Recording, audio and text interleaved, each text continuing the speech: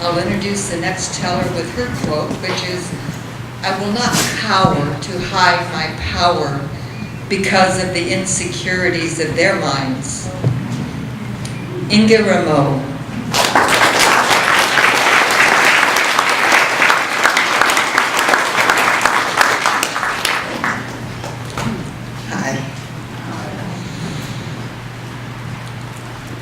I remember sauerkraut soup, with the occasional ham bone added for flavor. Soup was often our main meal for the week. My mother cooked it in the displaced persons camps where I grew up after World War II.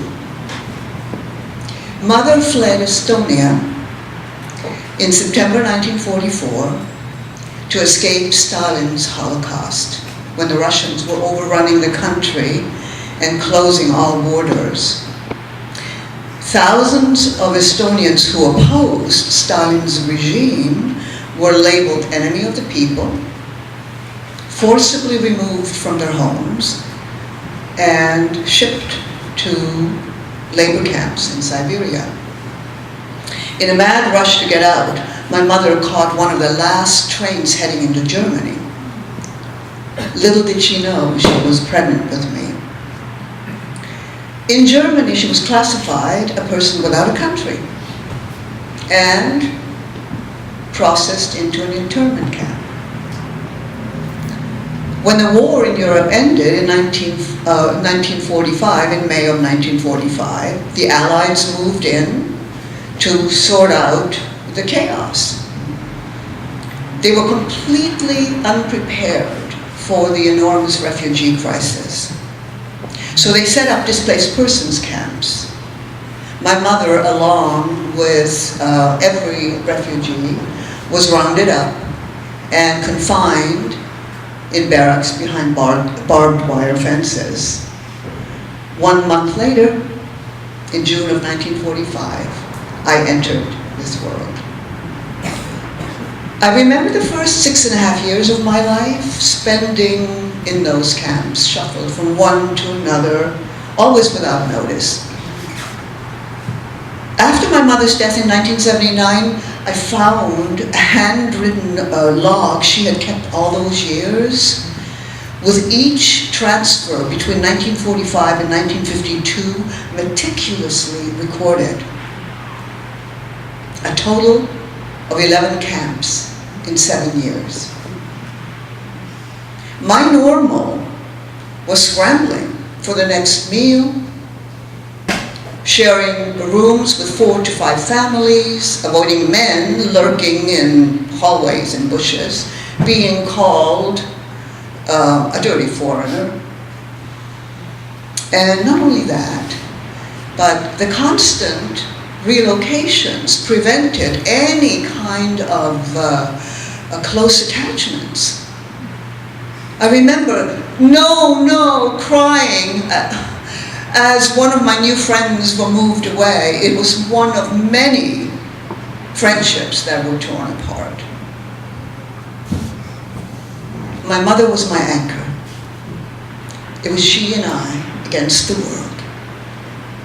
I learned to be obedient and not to add to her load.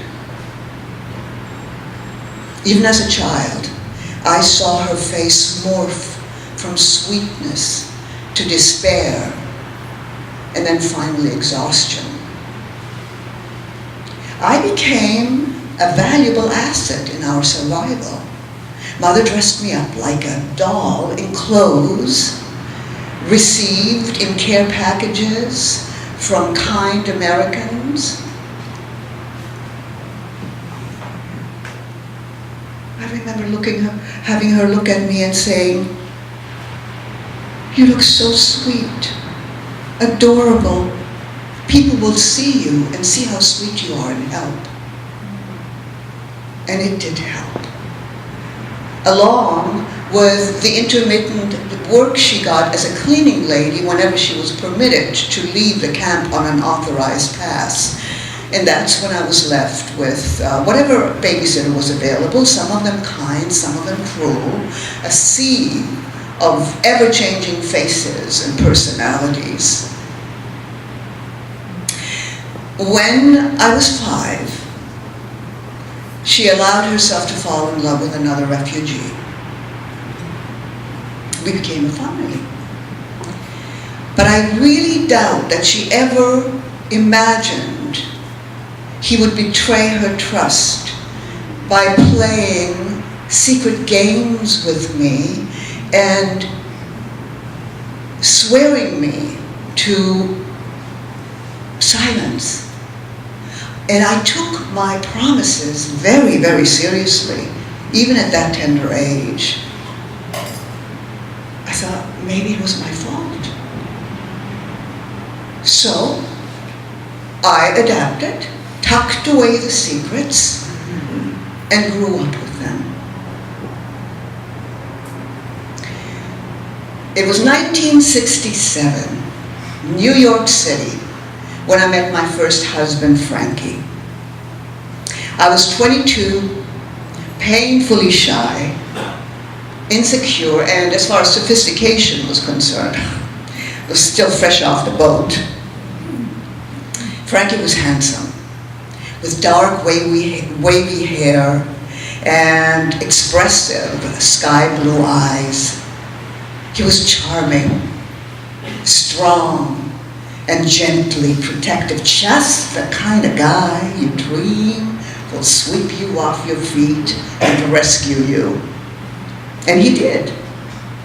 I felt very strong on his arms. I thought I had found happiness.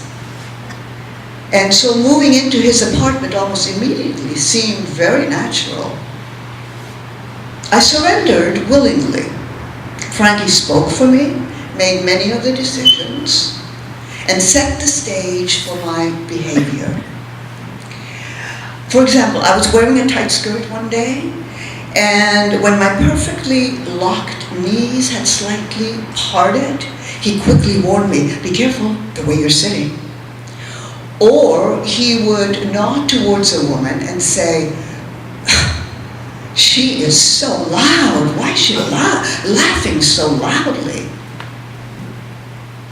I took his cues to heart and lovingly shaped myself according to his ideal. Not too loud, not too strong, too provocative, too enthusiastic. It worked for a while, until it didn't. I couldn't figure out why. I had a good man who loved me, someone who I thought was all that a man should be. Strong, capable, handsome. Why was I so dissatisfied? "It's never enough, is it?" he'd quip. And I'd shrivel. What was wrong with me? What was this ache and this pain that I felt? What was I reaching for? I just didn't know. And then it happened. It all burst into focus one evening in 1971. I was 26 years old. Frankie and I were watching the Tonight Show with Johnny Carson when his first guest, singer-actress J.P. Morgan, sat down and began her back-and-forth banter with Johnny. I was glued to the TV, mesmerized by the way she was holding her own. I was watching a woman of confidence and style, warmth and charm, femininity and strength, mental wit, and she had a keen sense of humor. Her comebacks were quick and sassy. And when she laughed, it was loud and gutsy. It was a major turning point in my life. She got up to sing one of her signature songs, "Life is a Bowl of Cherries." Little did I know that my future husband, whom I would meet 8 years later, was in the studio that night as her musical director and bass player. "Frankie, isn't she wonderful?" I called out. "Are you kidding me? She's a ball buster."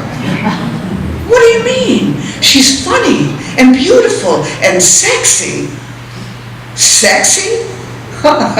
Not to a real man. She's way too loud and too opinionated." I was stunned. Disappointed too. Because if she was too much for Frankie, would I become too much for him also? Because my major objective now was to unearth the true self. It had been locked in an iron box way too long. But my insecurities and fear of living alone kept on pushing me down, even though this reverse avalanche was pushing up at me, screaming for liberation. So Frankie and I, we continued living our lives in Manhattan for another year and then moved to LA.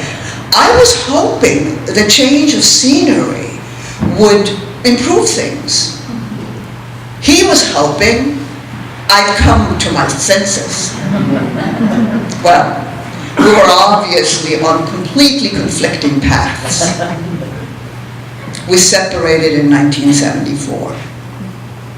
In the end, it was a waitress job and the steady money that gave me the courage to break loose. However, the impending journey of growing out of the abused, shut down little girl into her power was overwhelming me.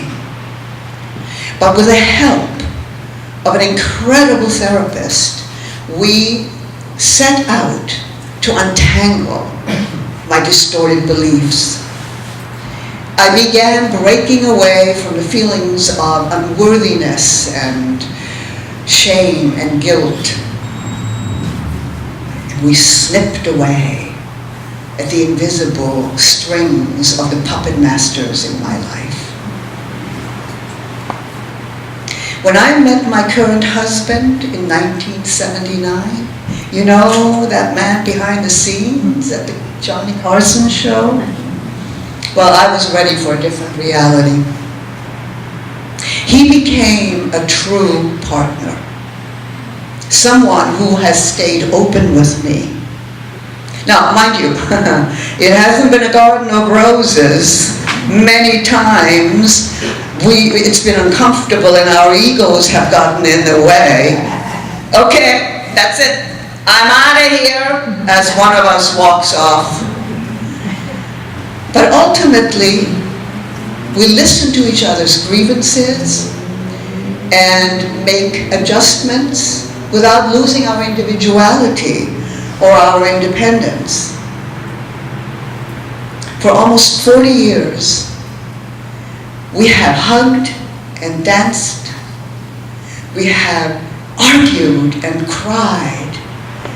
We have made love and music and traveled the world and learned, but above all, we have laughed together a lot and with great gusto. And you know, it certainly doesn't hurt that he's a great cook. So, yes, it's true that much of my early life was displaced, but I have chosen to embrace it fully. My past has not weakened me. It has empowered me.